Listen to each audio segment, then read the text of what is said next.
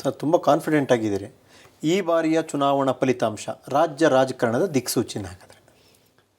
ಮೊನ್ನೆ ಅದೇನೋ ಕ್ಯೂರ್ ಹೇಳ್ತಿರಲ್ಲಪ್ಪ, ಜೆ ಡಿ ಎಸ್ನವರು ಇಬ್ಬರು ಜಾಯಿಂಟಾಗಿ ಎಲೆಕ್ಷನ್ ಮಾಡ್ಕೊಂಡಿದ್ರಲ್ಲ, ಗ್ರ್ಯಾಜುಯೇಟ್ ಕಾನ್ಸ್ಟಿಟ್ಯೂನ್ಸಿನೋ ಟೀಚರ್ಸ್ ಕಾನ್ಸ್ಟಿಟ್ಯೂನ್ಸಿನೋ, ಜೆ ಡಿ ಎಸ್ ಅವರು, I don't want to name any one, ದಿಕ್ಸೂಚಿ ಆಗ್ತದೆ ಅಂತ. ದಟ್ ಹ್ಯಾಸ್ ಬಿಕಮ್ ಎ, ನೀವು ತೋರಿಸಿದ್ರಿ ಟಿ ವಿಲಿ ದಿಕ್ಸೂಚಿ ಅಂತ, ಪುಟ್ಟಣ್ಣನ ಎಲೆಕ್ಷನಲ್ಲಿ. ಒಪ್ಕೋತೀರಿ? ಮಾಡೋಕ್ಕಾಗದೆ ಹೋದನ್ನೆಲ್ಲ ಪ್ರಯತ್ನ ಮಾಡ್ತಾರೆ. ಬಟ್ ಈ ಚುನಾವಣೆ ಡಿ ಕೆ ಶಿವಕುಮಾರ್ ರಾಜಕೀಯ ಭವಿಷ್ಯವನ್ನು ಅಳಿಯುತ್ತೆ ಅಂತ. ಅಲ್ಲದೆ ಈ ಚುನಾವಣೆ ಏನು, ರಾಜ್ಯದ ಚುನಾವಣೆಗೆ ಈಗ this is a national election.